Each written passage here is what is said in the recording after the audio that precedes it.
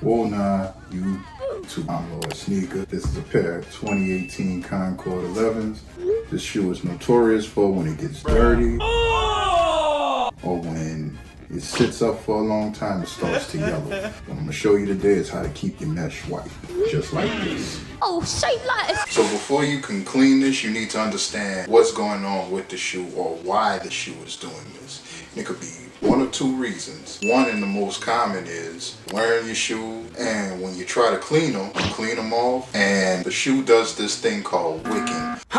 Where when you clean the surface, it'll appear clean, but once it dries, all you did was push the dirt that was sitting in the mesh further into the mesh. And once it dries, all of that stuff rises up and shows its ugly head again. And it makes it that much harder to clean. The second reason why it's doing that is storage. If you store your shoes in a place where it's exposed to the sun on a normal basis, it's going to speed up the oxidation, hence why it's going to be as yellow. Now, it can be reversed, and I'm going to show you how. Today we're going to be using New Antidote, super soft nylon brush, nylon scrub, microfiber towels, a shoe tree, and some hot water. Key to this is the New Antidote and hot water. This is going to be a major element in cleaning this shoe. So we're going to start off with unlacing the shoe, and then we're going to dive in.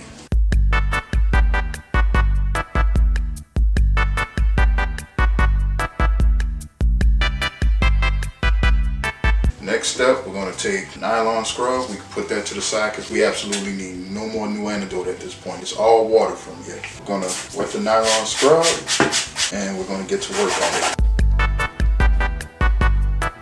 The deep stains that were in the tongue are already out, and we haven't destroyed the tongue. The tongue is still intact. There's no fraying, none of that.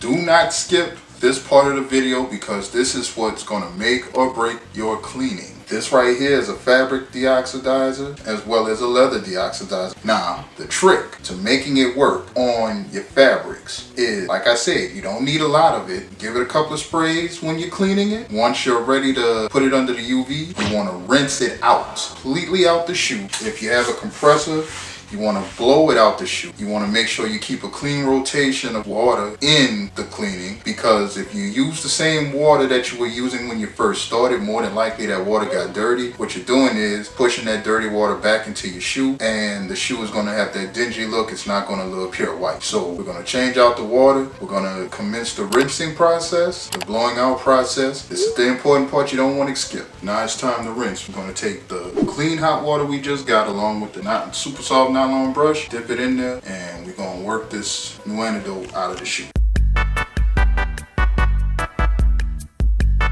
This is why it's important to change your water out. That white ring sitting on top of the water, if you could see it, that's the solution in dirty water. That's why it's important to change the water out.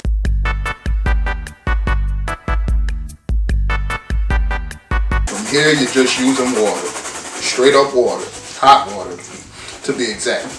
And you're just rinsing your way out of the cleaning.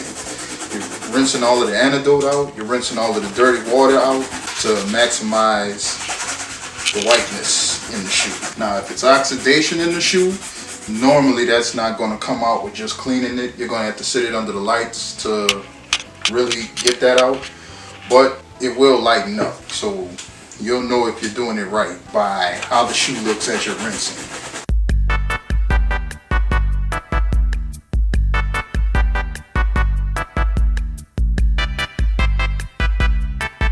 Got a good rinse on it, but we're not there yet. Ideally, for this next step, you will want to have an air compressor to where you can blow the excess water out to speed up the drying process and to get what you might have missed as far as like the New Antidote dirt and water out of the shoe. In this case, I'm going to use my airbrush because I'm waiting on the compressor to come in the mail. So all I have at this point right now is my airbrush.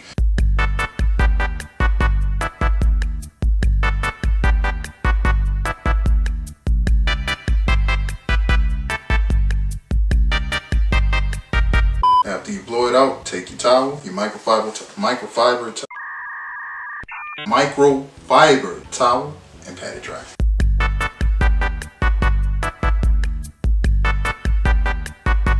Now, I don't know if if it's coming up on camera, but the shoe is still pretty yellow because it was oxidized. This side is kind of yellow. I don't know if y'all can see that or not. This side, not so bad, as well as the tongue.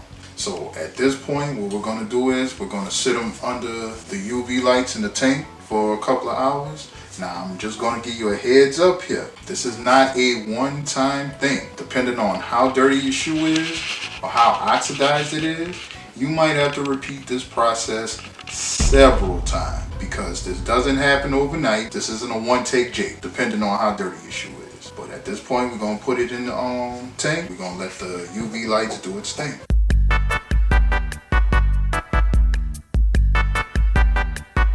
Just start pulling at it a little bit while it's hot to mold it and shape it the way you want it. And that's pretty much it. A lot of folks have to sit their Jordan 11s down, especially 11s or anything with white mesh on it, because it's so hard to keep it clean. Because once it starts looking like this or worse, depending on the type of sneakerhead you are, you ain't trying to wear that. But this stuff right here is magic, man. It does the trick every time. And it's all I use, along with the tools that they sell, to make it look like that.